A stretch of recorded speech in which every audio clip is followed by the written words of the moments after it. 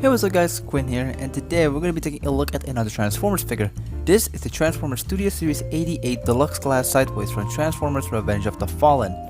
This is another figure that I bought impulsively simply because the price has dropped significantly. First, we'll take a quick look at the packaging itself. We have a cool looking CG render of Sideways with the Transformers Revenge of the Fallen logo at the top. Turning to the right side, we have a zoom out of the CG render from the front, and on the back we have a product shot stating that this is big screen inspired from the Shanghai Pursuit. He transforms in 20 steps with the description reading, "Sideways attempts a speedy escape through the Shanghai streets before being snapped in half by Sideswipe." Turning it around, we have a close-up shot of the CG render from earlier with the Studio Series label stating that this is figure number 88 and that he is in a deluxe class. Just like any other Studio Series figure, this comes with the backdrop of the building which Sideways transforms and jumps into when chased by the RC twins. And you can put Sideways as a display or for some toy photography, up to you. Now let's talk about the figure. This guy being based off of the Revenge of the Fallen movie means it has a ton of mechanical details. It's a staple for the earlier Bayverse movies for the Transformers to have a messy design, and in my opinion this figure does a pretty good job capturing all those details. A little fun fact for this guy. He briefly appears in Dark of the Moon despite being sliced in half in Revenge of the Fallen, which makes his screen time in the movies in total of 51 seconds. My guy did nothing wrong. But he does have more screen times in other media such as the video games. The movie tie-in video games was released on many platforms, but the more popular ones are PC, Xbox 360 and PS3. These are what I call the mainline games, and I played the PS3 version back in the day. But I also played another version of this game, which is the PS2 version. Totally different game, but it's the one that I love the most. While he does have less screen time on this version, but he does have one thing in common with the toy. His blaster. This blaster was taken directly from the PS2 game, and I love it. That's the only reason why I picked this guy up.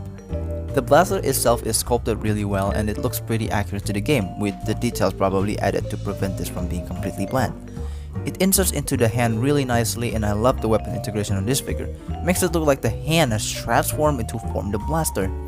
It's pretty refreshing to see a video game component on a Studio Series figure before Gamer Edition subline existed. I wish we got another one of his blaster, or at least his chain mace, since if they're gonna base the accessories for this guy from the PS2 game, might as well give him his other weapon, which is the chain mace. I don't know the actual name, so I'm just gonna call it that way. You can store the blaster on the back. However, on my copy it's not the most secure fit, and it also acts as a weapon storage for the alt mode, since this is literally the back part of the vehicle. The rest of the figure is also sculpted very well, with bits of silver that are painted nicely. The area that in my opinion needs more paint are the legs, because it looks a bit bland. Yeah, the actual CG render does not have that many silver bits on the legs, and it looks shiny because of the lighting, so I understand that. Still a bit bummed. Speaking of the legs, the ankle has no pivot articulation, which is a shame. It's not bad, it's not a deal breaker at all. It just annoys me a bit that the legs looks weird when you pose it. And it's a bit loose for my taste, but it can still stand up nicely when you stand them upright, so I'm not gonna bother fixing it. It's a common issue for this figure to have a loose ankle. I saw that Toy Guy's video and he also has a loose ankle. An area that could potentially fix in the future are the right shoulders, and this is time to mention about those shoulders. At first, this guy has those annoying trigger-happy shoulders that the Studio Series 102 suffers, but he has a ball joint at the end so you can rotate outwards like a normal figure, but due to the way the shoulders are sculpted, they cannot move outward that much. The trigger-happy ball joint shoulder combo has another joint on the inside, for transformation, which technically could improve the articulation, but ultimately it doesn't matter because the headlights get in the way. This figure as a whole has a weird articulation that prohibits him from doing any dynamic poses, but to be fair, he doesn't need to be that dynamic because we barely saw his robot mode in the movie. And he doesn't pull any super dynamic poses in the video games. Maybe, okay, except this one maybe.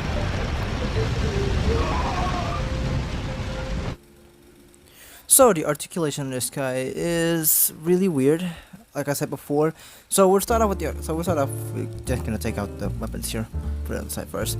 So the head is on a ball joint, just like a normal head. You can look up that far and look down. Not a lot, but it's a pretty cool ball joint, pretty tight. I like it. So the shoulders is the one that I really weird one. So it has a ball joint, as you can see. It has a ball joint on the shoulders, which allows him to do a full 360 rotation, and he can also move out due to in the double hinge joint situation over here on the inside As you can see, you can winch downward, but also you can ratchet. Oh, okay. I'm just gonna take it off. So it is on a ratcheted joint. This hinge ball joint combo. It is on a ratchet. I don't know if you can hear it, but it's on a ratchet joint. So it's kind of really weird, kind of posing it. And if you just wanna rotate it outwards, the sculpt gets in the way, so you cannot really do full outwards like that. It's kind of a shame to me.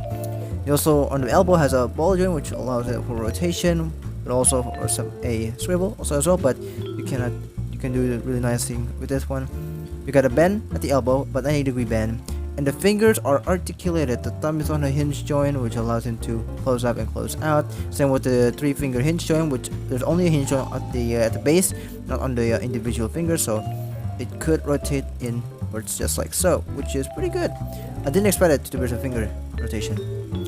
It has a dedicated waist swivel, which is interesting. It doesn't play with the transformation at all, so this is a literally dedicated waist swivel for the robot mode, which is pretty interesting to see. Let's kick forward about that far, about kick back that far. They can go in and out. You have a up above the knee swivel. There's no thigh swivel. There's above the knee swivel. You have 90-degree bend at the knee, over 90 degrees, which is pretty good. But this guy also has the chicken legs, so it has this chicken leg design, which is a staple in the Michael Bay movies. I don't know why. I still don't like it. The ankles can move up that far, down that far a lot due to the transformation, but there's no swivel. There's no ankle swivel like I said before. There's no ankle pivot, which is kind of a shame. And the loose feet, sometimes when you pose it a little bit forward like that, it will just drop. But if you just stand them up correctly, it can stand up really nicely. And there's one thing I want to mention about this guy is that the hand, when you move it outwards, straight outward like this, and you put a gun, it kind of aims a bit downwards for a bit. For the gun itself, let me just show you real quickly what I meant. So the gun itself, it has this downward thing, which is not really ideal. So it aims to be a bit downwards when he's trying to hold the gun. So yeah, I mean, not that bad, but when the ends just looks a bit weird like this, it's okay. And the one thing that I really jumped out about this guy is that this figure reminds me a lot of Studio Series 86 RC, because the legs just folded up, and the hands and the upper torso body portion of the figure makes up the whole car mode, which is pretty interesting. It reminds me a lot of RC. Of course, not similar, because RC has a huge backpack, and this guy has a very small backpack, but it is accurate to the movie. Yeah, it just reminds me a lot of RC, a lot of Studio Series 86 RC, because the upper torso and the hands makes up for the entire robot, while the legs just folded up, which is pretty cool, interesting to see. I really like this figure, despite all the issues that I mentioned. For size comparison, here is sideways next to my SH Figuarts Marvel Spider-Man PS4, my previous review, the Transformers Studio Series 100 Bumblebee, Byway Star Leader, and Byway Earth Shattering. Earth Shattering looks a bit different here. Subscribe so you don't miss the review of this guy. So the robot mode is good, despite the issues I mentioned. However, I did not expect for the alt mode to be the one I preferred. Transformation is a bit finicky, like sometimes the leg does not want to tab in and always untabs when trying to line up everything together. The top up and the windows are molded with thick clear plastic, and that kinda scares me a little bit, because you could break this figure when transforming it. But the plastic seems pretty thick, which hopefully should be strong enough to withstand multiple transformation sequences. Everything else goes into their spot perfectly, but because of that leg issue I just mentioned, it can sometimes make the transformation not fun. It's not horrible, but I can see that get into people's nerve. Car mode I like. This is not the actual Audi R8 because of licensing issues, so they could not replicate the look of the Audi R8, but I think this looks good. It has 2 pinwheels on the back and 2 plucked-on wheels on the front, which is amazing, and of course it can roll very well. But the front right wheel isn't loose enough, unlike the other wheels. I'm fine with it since it doesn't compromise the movement. Now, one thing that straight away caught my eye is panel lines. Yeah, that's it, lots of panel lines. I want to dislike it, but it doesn't bother me at all when handling this in person. And that cable management is awesome, no cable poking out when you look from any angle, which makes it a pretty convincing car mode unlike Bumblebee. However, the window is a bit sunken in, and this could be intentional since I've seen Prime vs Prime in that Toy Guys video, and it also has sunken in windows, which is a bit weird for me. It has this color mismatch on the doors, which I don't understand why. They just didn't make the hinge part of the same color as the panel. My theory is so that he has color separation on the robot mode, but I could be wrong about that. I want to say that the car mode is solid, which it is, but not at the same time. It loves to misalign when being handled in a certain way, but also it does not look terrible if it happens, and you can still fix it without any issues. I'm just nitpicking maybe. Despite my critiques, I still very much like this car mode. To me it looks cute. I like looking at this mode, it looks awesome. Okay, maybe it's just bias since I tried recreating the Audi R8 in GTA Online, but still, it's a nice car mode and looks pretty good side by side with Bumblebee from Rise of the Beast and the other car mode from Bayverse. This makes me want a knockoff of Studio Series Starscream and Studio Series Grindor / Blackout to touch up my ROTF location. By the way, please. We have a cool looking car mode and a decent robot mode. What are my final thoughts? I think this is a pretty good release. I picked this up for 260,000 rupees or around $16 or so, and at that price I think this is pretty good. I finally have an authentic Studio Series figure from a movie I'm familiar with. I've been keeping an eye on Studio Series Brawl, but still decided to pick it up or not. So in my opinion, this guy is worth it at the price I bought it, because you're getting an original, authentic Transformers figure for the same price as a knockoff like by Way Supreme Return. For retail, I'm not quite sure to be honest with you guys. It has issues, but not really a huge issues that make this figure a deal breaker. So I am mixed if I have to pick this up at retail price. That's gonna be my review of Transformers Studio Series 88 Deluxe Class Sideways. I hope you enjoyed and find this review useful, and I'll see you guys next time.